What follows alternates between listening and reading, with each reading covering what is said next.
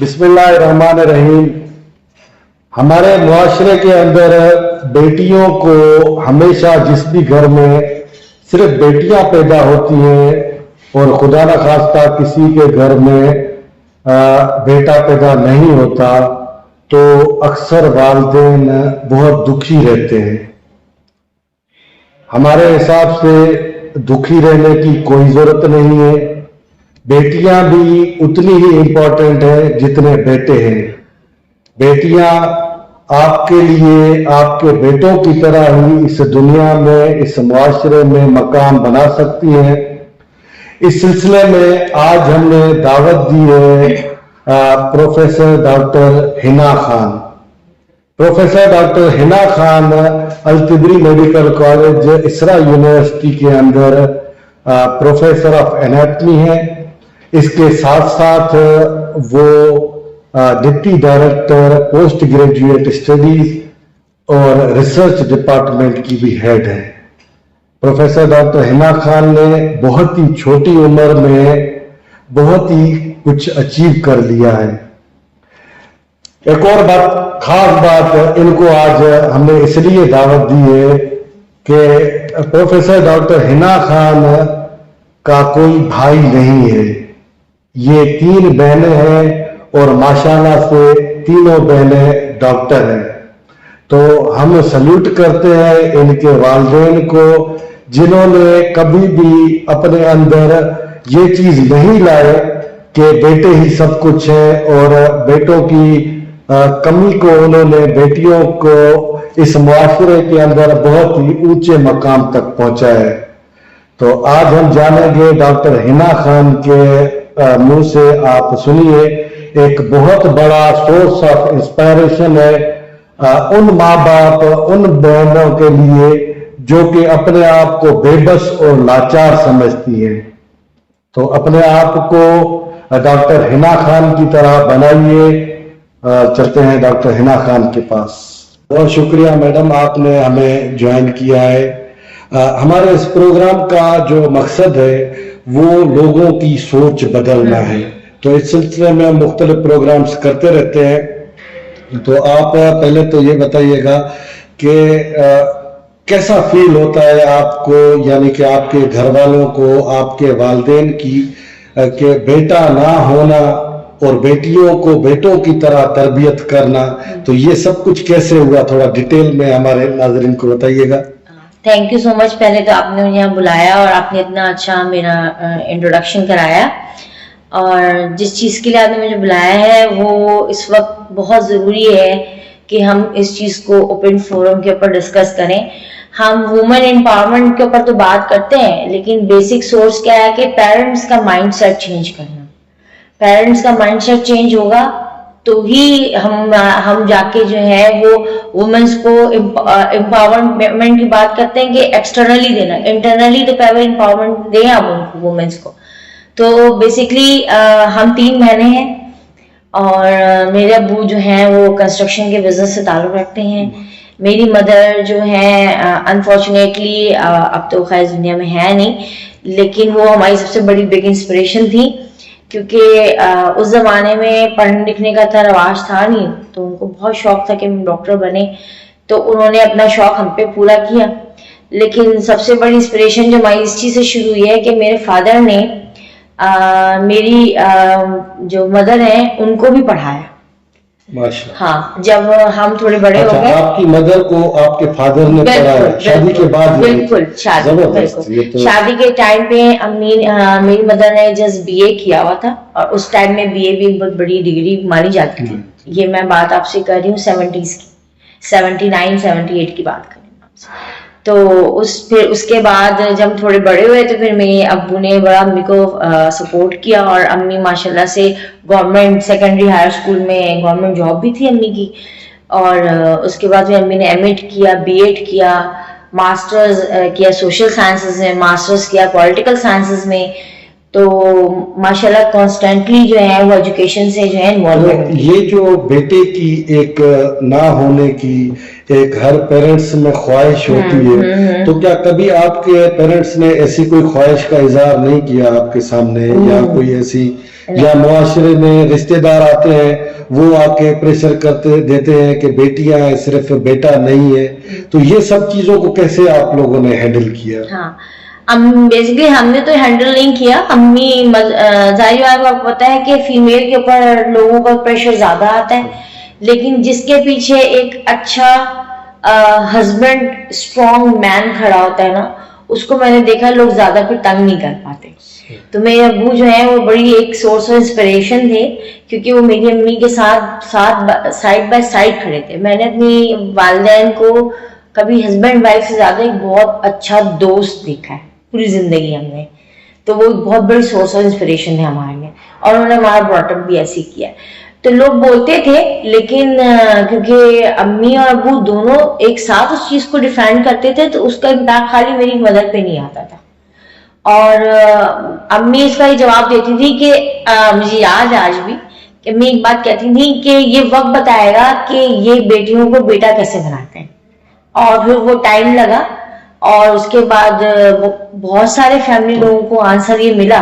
थोड़ा सा हम ये जानना चाहेंगे कि आपने क्या क्या क्वालिफिकेशंस की हैं, हमारे नाजरीन को थोड़ा सा बताइएगा। थोड़ा कैरियर के हवाले से आज की यंग जनरेशन के लिए थोड़ी सी गाइडेंस हो जाए। टोटली जो गाइडेंस थी सारी मेरी अपनी मदर की थी, क्योंकि शी वाज हाईली एजुकेटेड, और उन्होंने शुरू से बताया था कि जी ये ट्रैक है, इस पे जाना है। और उस जमाने में इतना फ्रीडम नहीं था, बस हमें ये पता था हमें डॉक्टर बनना है। माशाल्लाह हम तीनों बहनें हैं डॉक्टर हैं।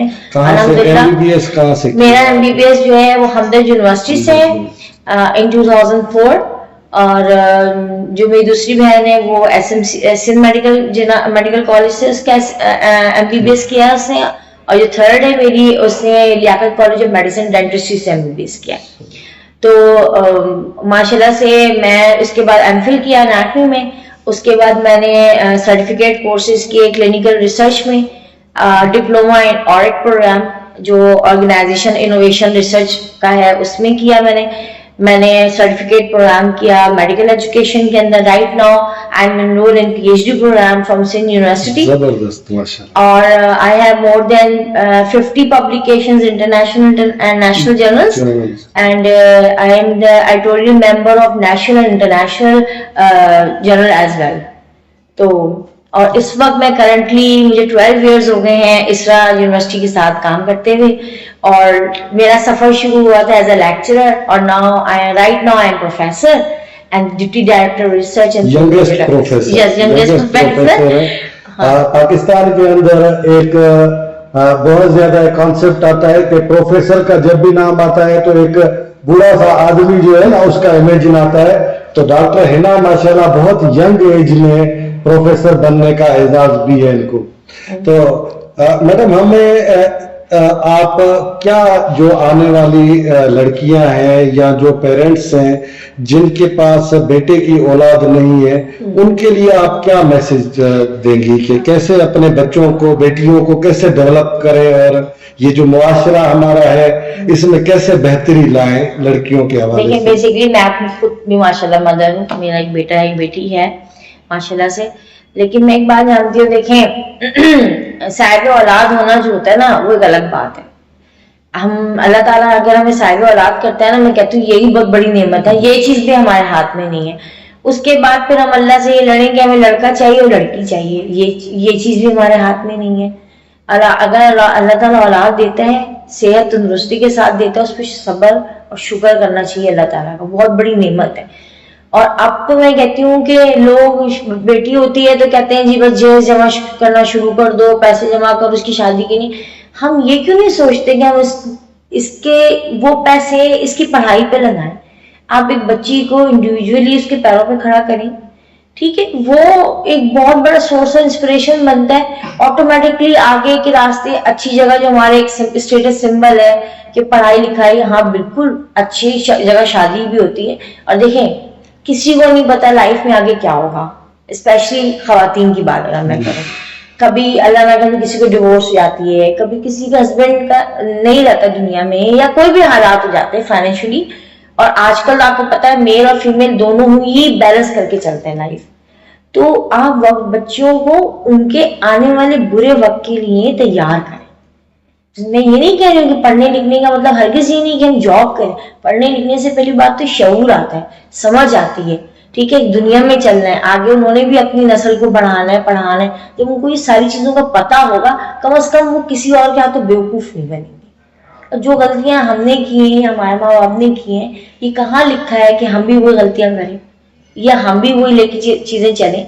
ठीक है, मेरे माँ बाप पढ़े लिखे थे, हम थोड़े उनसे और पढ़े लिखे, तो हमारी सोच बदलनी चाहिए ना। बिल्कुल, मैं ये नहीं कह रही आजादी एक अलग चीज है, अच्छी सोच और पॉजिटिविटी सोसाइटी में लाना ना, वो ज्यादा बर्डन मैं कहूंगी कि वो एक फीमेल पे होता है, क्योंकि एक मदर जो होती है ना वो बच्चों का बिल्डअप करती है। अच्छा, जॉब के हवाले से पाकिस्तान के अंदर जॉब के हवाले से फीमेल्स को बहुत ज्यादा डिफिकल्टीज हैं, तो आप कैसे मैनेज करती हैं? मतलब पहले बच्चों को सुबह तैयार करना होती होंगी, फिर यहाँ पूरा काम मेडिकल कॉलेज के अंदर आपकी इतनी ज्यादा जिम्मेदारियां, फिर वापस घर, तो ये कैसे मैनेज करती है? आपके हस्बैंड वगैरह, इनका क्या रोल है? थोड़ा सा हमारे नाजरीन को बताइएगा।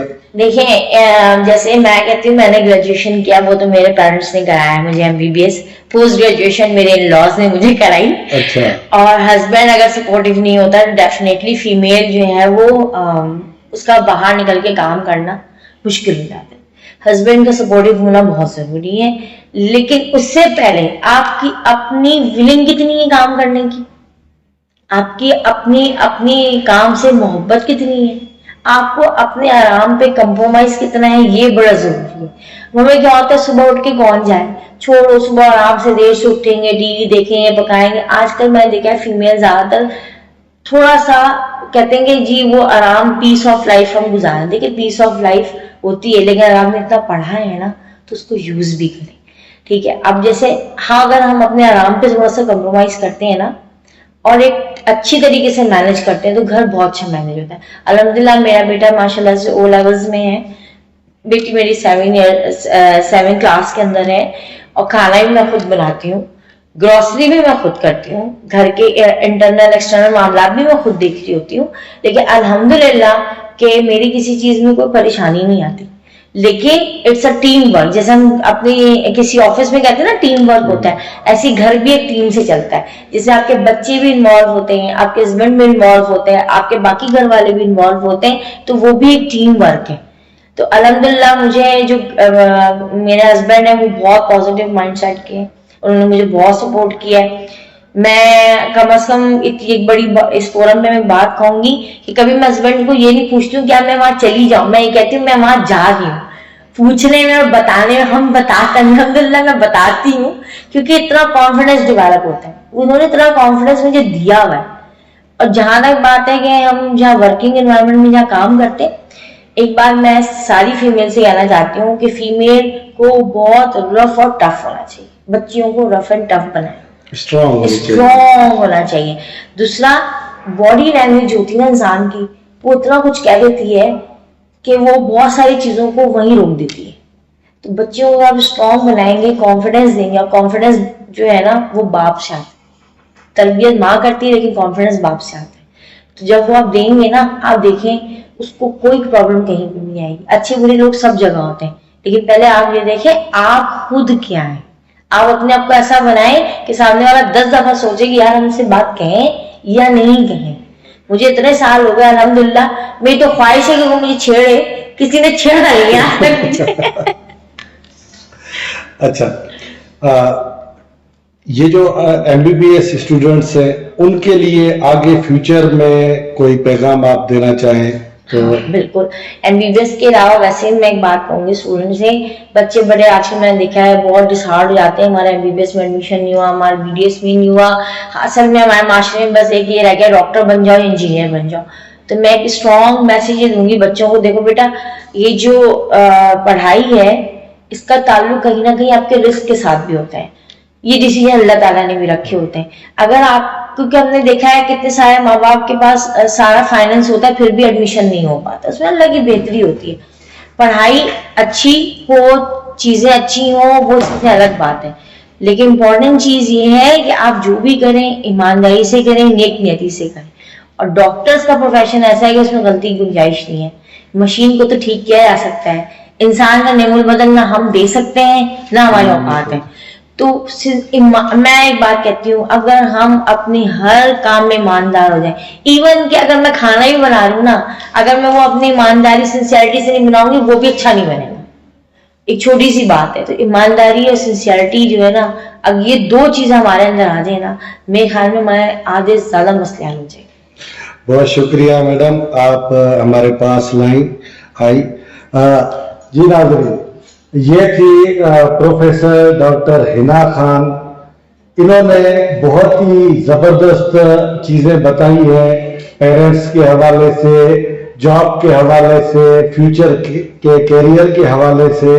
मैं उम्मीद करता हूं कि आप लोगों को हमारी ये वीडियो पसंद आएगी। इस मुआशरे की सोच बदलने में हमारा साथ दें। बहुत शुक्रिया। अल्लाह हाफिज।